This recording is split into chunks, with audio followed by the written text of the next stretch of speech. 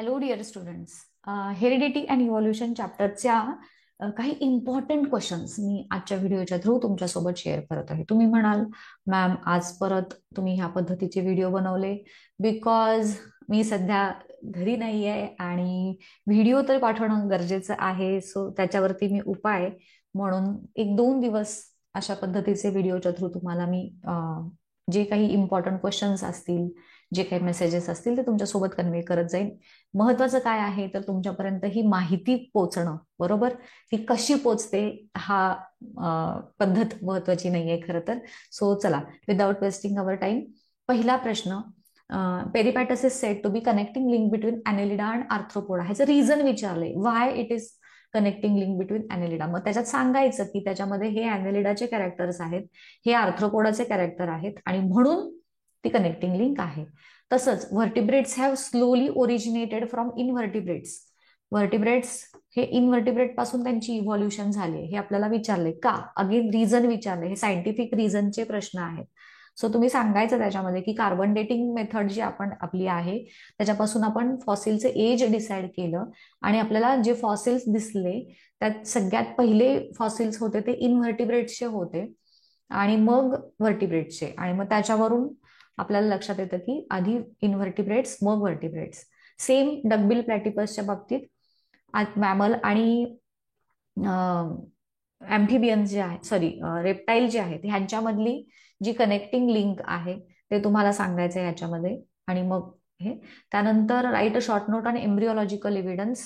तर तुम्ही एवढी ती छोटी आहे, त्यात काही जास्त नाही आहे. हे एम्ब्रिओज सगळे इनिशियल तुम्हाला सिमिलर दिसतात आणि लॅटर डेव्हलपमेंटल स्टेजेसमध्ये त्यांच्यामध्ये डिफरन्स क्रिएट होतो, विच इंडिकेट्स की हे सगळेच ॲनिमल्स एका कॉमन अँसेस्टर पासून ओरिजिनेट झालेले आहेत. त्यानंतर हा कम्प्लीट द फ्लो चार्ट 1 मार्काला विचारला जातो प्रश्न किंवा 2 मार्कांसाठी पण येईल. तर मॉर्फॉलॉजिकल आणि सिमिलॅरिटीज इन बोन स्ट्रक्चर असं इथं दिलंय. मग इथं तुम्ही कुठलेही दोन दोन दिलेत त्यामुळे तुम्ही इथं कुठलेही दोन लिहू शकता. अनाटॉमिकल, आता ऐका, सिमिलॅरिटी इन बोन स्ट्रक्चर म्हणजेच अनाटॉमी आहे हे डोक्यात असू देत तुमच्या.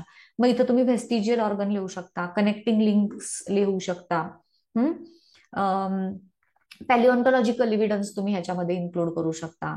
सो हे दोन दोन दिलेत, कुठलेही तुम्ही त्याच्यात लिहायचे.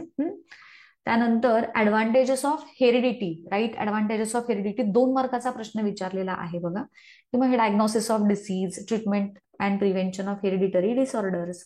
त्यानंतर प्रोडक्शन ऑफ हायब्रिड व्हरायटीज आणि इंडस्ट्रियल प्रोसेसेस पुस्तकात दिलेलं आहे तुमच्या हे.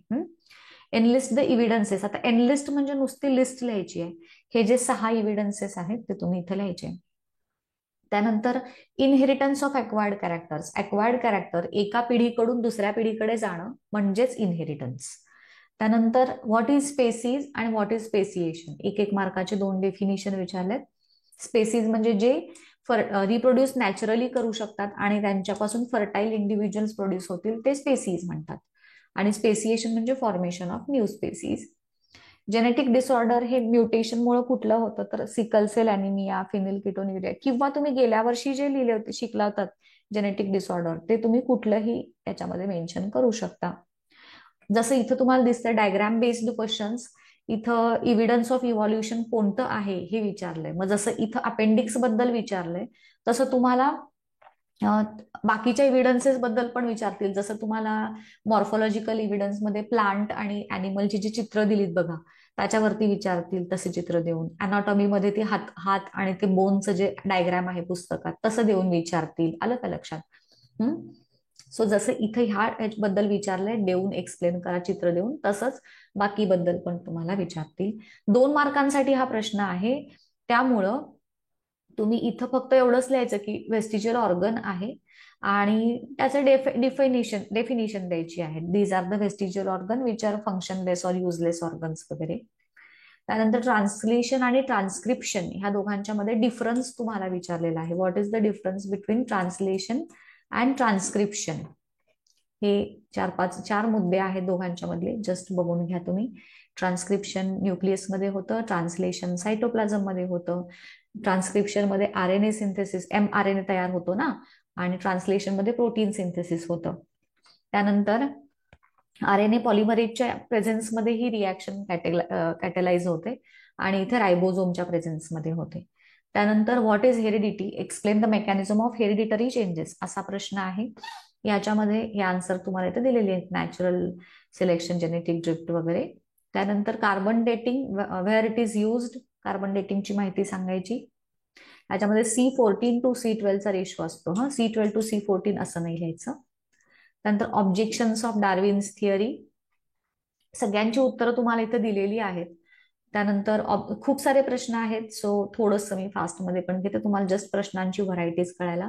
Observe the image, which evolutionary evidence is it indicates, 3 मार्काचा प्रश्न झाला हा. व्हॉट डज इट प्रूव्ह आणि state the example of another example.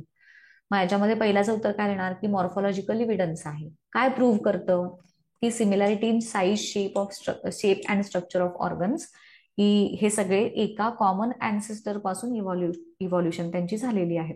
Other evidences मग हे अनाटॉमिकल, पॅलिओन्टॉलॉजिकल वगैरे बाकीचे लिहायचे. त्यानंतर व्हेस्टिजियल ऑर्गन वरती खूपदा प्रश्न विचारलेला आहे. Write the names of some vestigial organs in human body आणि ते कोणत्या ह्याच्यामध्ये फंक्शनल आहेत.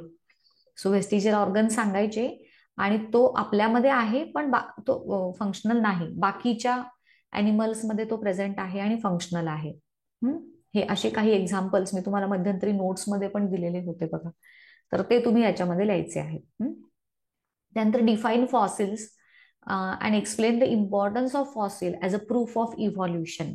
हे त्याच्यामध्ये ना हे सगळंच कार्बन डेटिंग मेथड तुम्ही लिहाल. त्यानंतर ते जे मेसो पॅलिओझोइक एरा वगैरे ते आहे त्याच्याबद्दल तुम्ही लिहाल. हे सगळ्यांच्या बद्दल तुम्हाला इन्फॉर्मेशन ह्या फॉसिलच्या ह्याच्यात. इव्हन तुम्हाला इथं ना पॅलिओन्टॉलॉजिकल इव्हिडन्सेस, म्हणजे नुसतं फॉसिल असं न देता पॅलिओन्टॉलॉजिकल इव्हिडन्स म्हणजे काय असा जरी प्रश्न तुम्हाला विचारला तरी सुद्धा तुम्ही हेच उत्तर तिथं लिहिणार आहात. जेव्हा जेव्हा पॅलिओन्टॉलॉजिकल इव्हिडन्स वरती येईल तुमचं उत्तर हे असेल.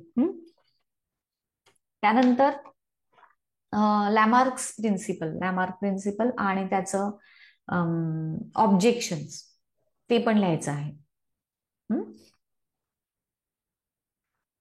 अगेन हा मगाशी जसं बोलले तुम्हाला कोणता एव्हिडन्स आहे आणि त्याच्याबद्दलची इन्फॉर्मेशन.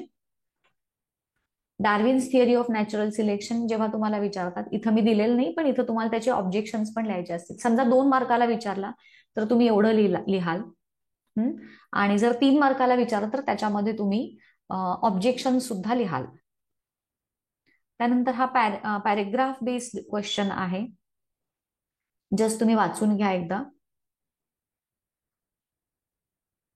ठीक आहे, सो या पद्धतीची उत्तरं तुम्हाला लिहिता आली पाहिजे. ऑब्झर्व द इमेज, पॅलिओन्टॉलॉजिकल इव्हिडन्स वरती अगेन 3 मार्कांचा प्रश्न आहे हा. त्यानंतर अगेन लॅमार्किझम वरची ही डायग्राम 3 मार्कांचाच आहे. कोणता हे इंडिकेट काय करतं वगैरे, कोणतं पिक्चर आहे, कोणतं प्रिन्सिपल आहे आणि ॲक्वायर्ड कॅरेक्टर म्हणजे काय. तर हे त्याच्याबद्दलची इन्फॉर्मेशन सगळी लिहिलेली आहे. प्रिन्सिपल लिहायचं इथं तुम्हाला, मग हे प्रिन्सिपल लिहायला तुम्हाला जास्त मार्क्स आहेत. ठीक आहे. 5 types of evidences that support the theory, मग ह्याच्यामध्ये सगळेच आले बघा. सगळ्या इव्हिडन्सेस वरती 5 मार्कांचा प्रश्न हा आहे. हे आता हे सगळे 5 मार्कांचे प्रश्न तयार झाले बरं का रे. हा पण 5 मार्कांचाच आहे. त्यानंतर हाही 5 मार्कांचाच आहे.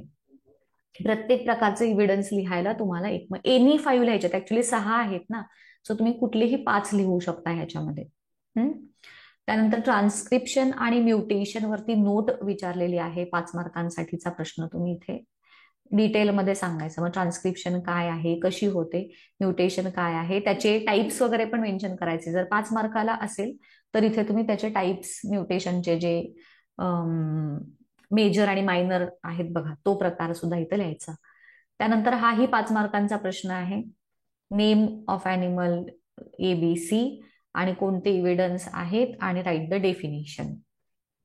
राईट, सो हे काही प्रश्न झाले. ऑल्सो ह्याच्याच बरोबर तुम्ही एक्सरसाइज मधला एकही क्वेश्चन स्किप करणार नाही आहात. एक्सरसाइज मधलं मी तुम्हाला सांगितलेलं आहे मेजॉरिटी प्रश्न विचारले जातात, त्यामुळे ह्या प्रश्नांच्या बरोबरीनं ते. सो ह्या पद्धतीनं तुम्ही सायन्सचा अभ्यास करणार आहात. होपफुली हा व्हिडिओ तुमच्यासाठी युजफुल होता. इथेच थांबूयात, भेटूयात पुढच्या व्हिडिओमध्ये. Till then good bye, thank you.